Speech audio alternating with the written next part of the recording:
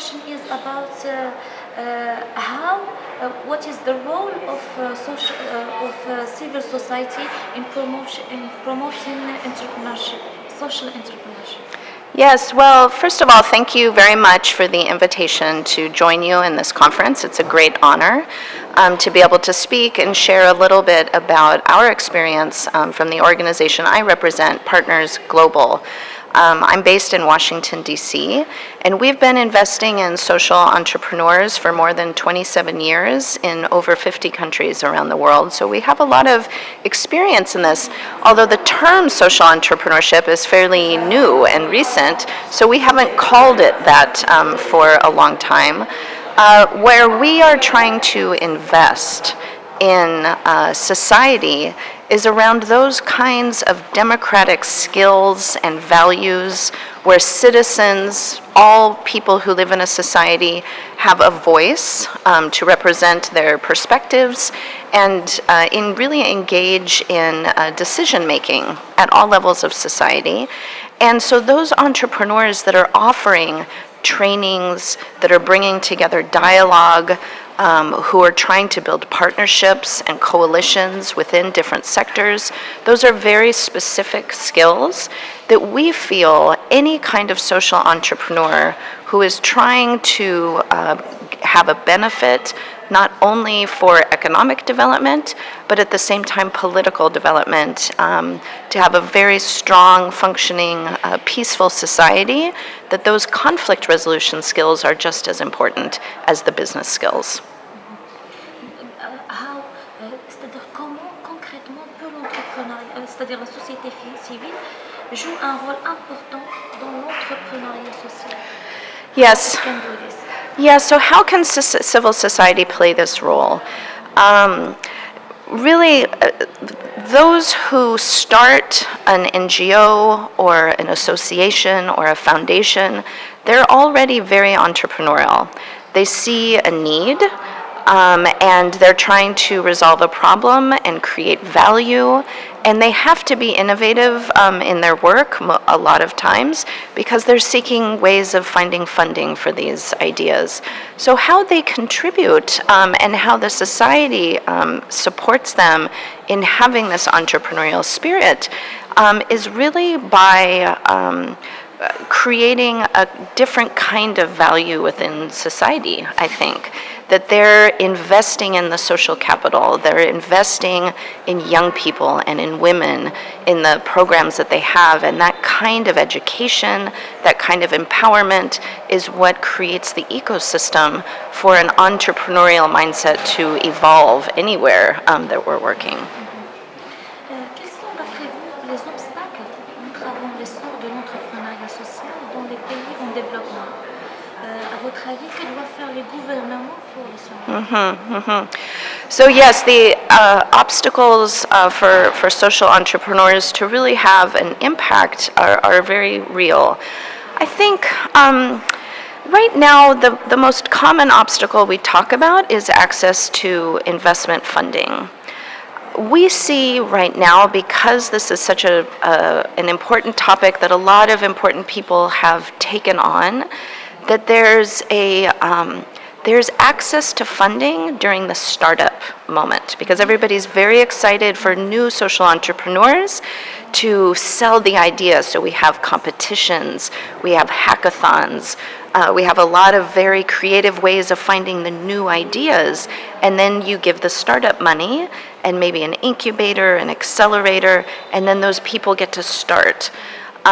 For those who created a lot of expectations about their new idea, but they didn't win the competition, sometimes it's even worse to create the expectations and then not meet them. But I honestly see one of the bigger obstacles is what happens 1 year or 2 years later. How they can continue. Exactly. And so when I talk about investment funding, I'm not talking about startup money.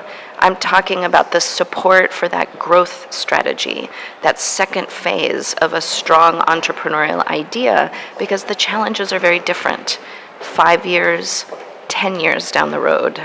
So we spend a lot of our effort in this niche area of accompanying and coaching and brokering new partnerships for investment at those later growth stages, like even 10 years afterwards, because the leadership challenges, the innovation challenges, the world is changing so fast that the entrepreneurs, we need help to keep adapting. So everybody wants to do the startup, and the government, I think, to really get the impact of the potential of the social entrepreneurs, should have equal attention to sustaining and maintaining and looking at the ideas that are already on the ground doing good work. You don't have to find a new idea. There's a lot of good ideas already. So looking at the maintenance part of the equation. What about private sector?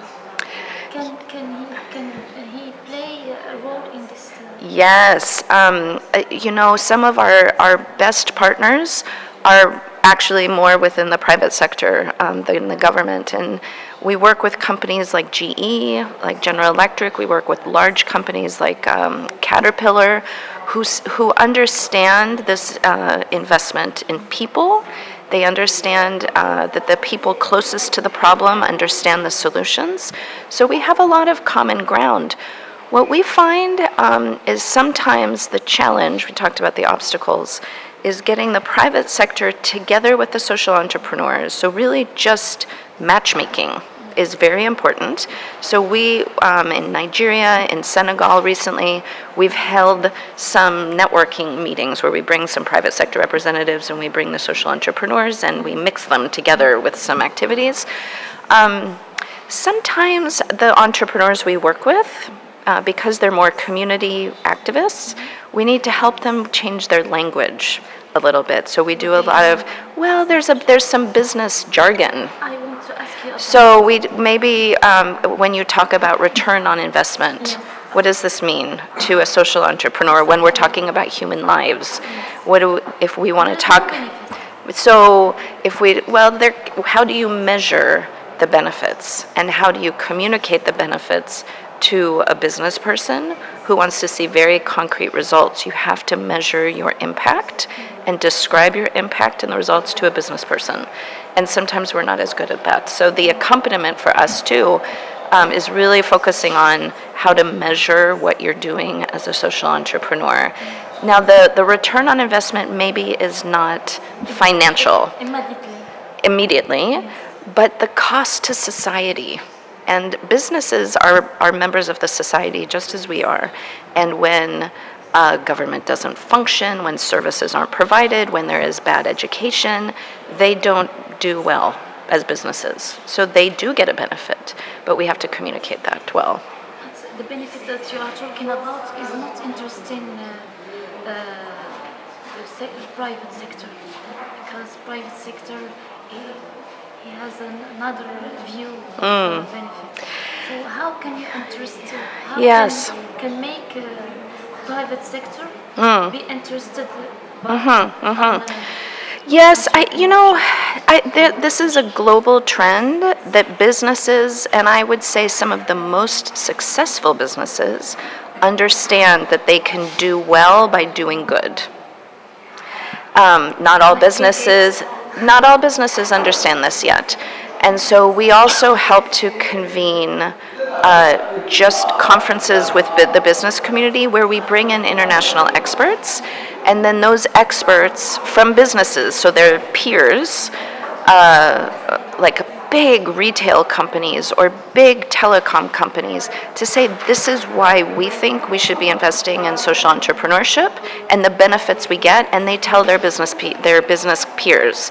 We're doing an event in just a couple of weeks in El Salvador, business to business, because we've cultivated a lot of business partners over the years, so we bring them and they speak to the local business people about the benefits. It's very old thinking, to be honest. It's very old thinking in the business community to only think about the money, because it's very short term. They also need us as much as we need them.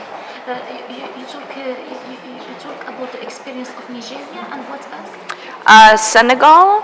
And we are in El Salvador in Central America. Our organization works in 50 countries around the world, and we have a lot of experience with social entrepreneurship in the Balkans, in a country like Albania, or Central and Eastern Europe like Slovakia or Poland.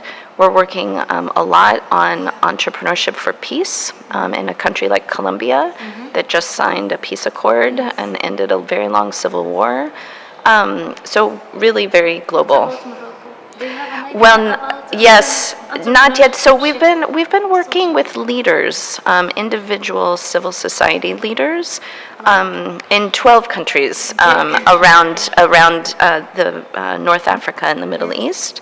And so we're very eager to be here together with you now at this conference to look for ways that we can perhaps be in a support role. Again, like I said, I think our niche is at that later stage. So after the hackathon, we bring groups of peers of other social entrepreneurs from other countries to accompany the Moroccans. So you just came here in Morocco to examine and That's right. With a lot of willingness and interest to continue. I hope so. In many countries, emerging countries,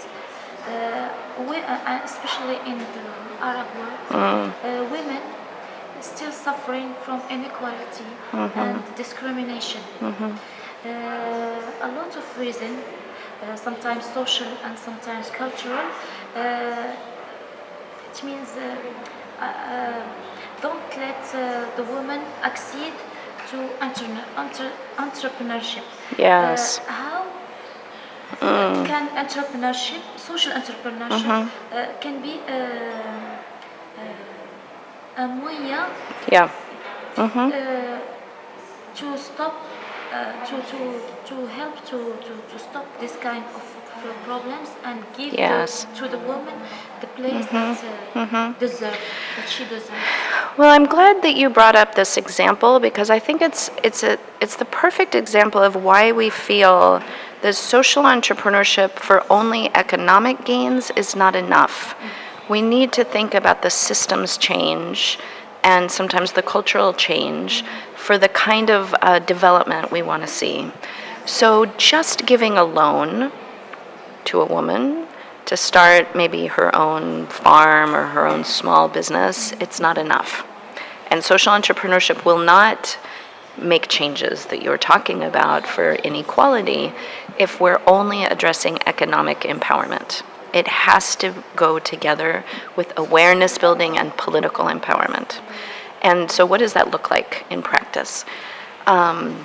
What we do is we often put together entrepreneurs, female entrepreneurs in coalitions or in coalitions or groups so that they're working together.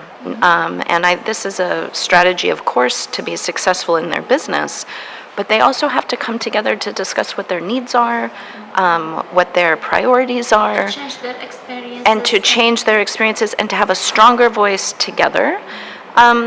But I also think that partnerships with their male colleagues is important. I don't think it's just a women's issue. And so Partners Global, our strategy is never just to work with the women. It's to find the very strategic partnerships with businesses, with other political leaders who share their concerns and their ideas. And sometimes it's not a women's empowerment issue; it's a child health issue. It can be any issue that we all care about. So we work a lot with women on how to work in coalitions together, how to build awareness, so communication strategies. How can we change male mind? Yes, by the awareness building is slow, but it's by bringing them into the conversation, actually, not by trying to say they're wrong. So these are, I think, also why we need to be in good partnership with those academics and those media specialists, the communication specialists that understand narratives. We use this term now in the US, and we talk about narratives for social change, because the stories that people tell each other or themselves about how things should be, you can't just tell them it shouldn't be that way. You have to have a more powerful narrative. And this is sometimes, there are new mediums now for us to be doing this work. Like what? Well, like all of the different social media platforms, the different kinds of entertainment that we find each other. We find a lot of social change through music, through the arts. So I think it's not just about a nice campaign where we're saying, we're fighting. Everyone should be involved. Everyone should be involved, and I think that social entrepreneurs. This is the other point I wanted to make, who think of a system change. They look at the whole system, and they look at, again, everybody, the business sector, the arts sector, the education sector, the government sector, to say, how can we all be moving and sharing a narrative and feeding the narrative to be able to kind of help the culture and the social change. Mm-hmm. In your opinion, I want to ask you if North Africa is North Africa very late in these changes? Yes, I don't think so. To be honest with you, we hear and we talk a lot about the feeling of change in North Africa. Mm-hmm. Obviously a lot of the Arab Spring started in this part of the world, and there's an energy of young people, I think, who want to make a contribution. They see the future, they want to be a part of the future. So I when you say late, I just see opportunity. I think there's a lot of creativity and willingness and awareness, and there's so many of us in the global community who want to be supportive and to support this change. So no, I think there's a reputation now for a lot of good creative energy.